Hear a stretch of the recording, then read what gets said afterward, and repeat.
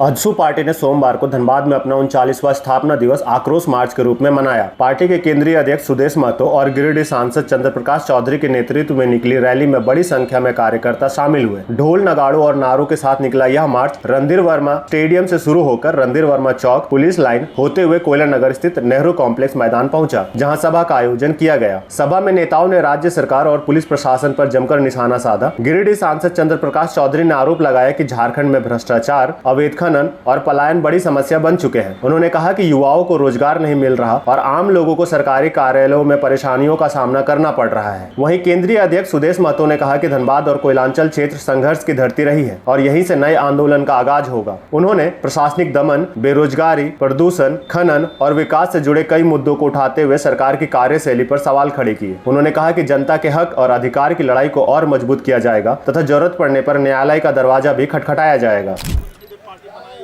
मैं 40 साल के अपने आजसू के स्थापना के इस काल को सबसे पहले हम सब लोग धनबाद की इस धरती में अपने पिछले इतिहास को, अपने संघर्ष के इतिहास को, संगठन के गठन के इतिहास को हम यहाँ की जनता को, यहाँ के कैडर को समर्पित करते हैं। उनकी भावनाओं का सम्मान करते हैं।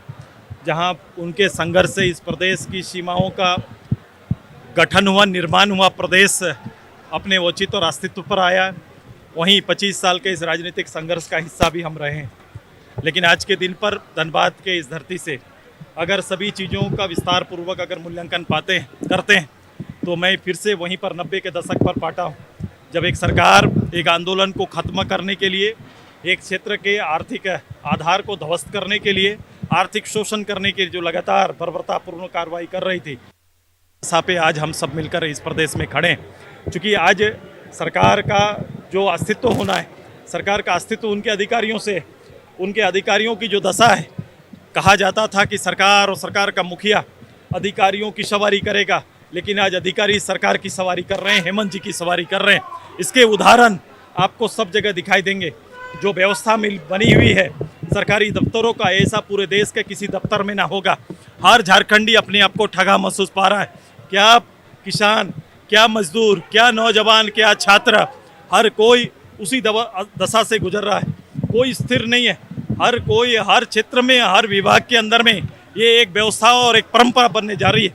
ऐसे समय में 40 साल के एक ऐसा संगठन जिसने अपने संघर्ष से प्रदेश का गठन में अपनी भूमिका न केवल सुनिश्चित की है, बल्कि एक ऐसा संगठन भारतवर्ष में दूसरा कोई संगठन ऐसा संघर्षित संगठन न रहा हो, जिसने अपनी जान और शहादत की कुर्बानी में जिस प्रदेश को प्राप्त किया हो, उसके लिए अब कोई दूसरा मार्ग नहीं है। फिर से उसी दशा पर, उसी संघर्ष के लिए अब यहाँ के नौजवानों को, यहाँ के आम लोगों को, झारखंडियों को संगठित होना पड़ेगा और उसी की तैयारी के लिए आज ये कार्य करने के लिए यहाँ पर आए।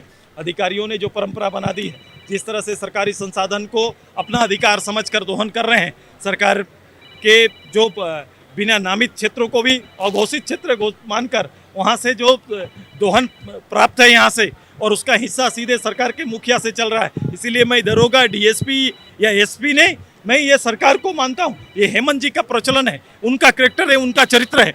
ब्लॉक के अंदर अगर ये व्यवस्था बनी है, सीओ कार्यालय के अंदर ये व्यवस्था बनी है, स्कूल, विद्यालय, विश्वविद्यालय में अगर जो कमियां हैं उसका नेतृत्व कोई कर रहा है, तो निश्चित रूप से हेमंत जी कर रहे हैं। और हेमंत जी के इस नेतृत्व को झारखंड की भावना, झारखंडी भावना अस्वीकार करती है।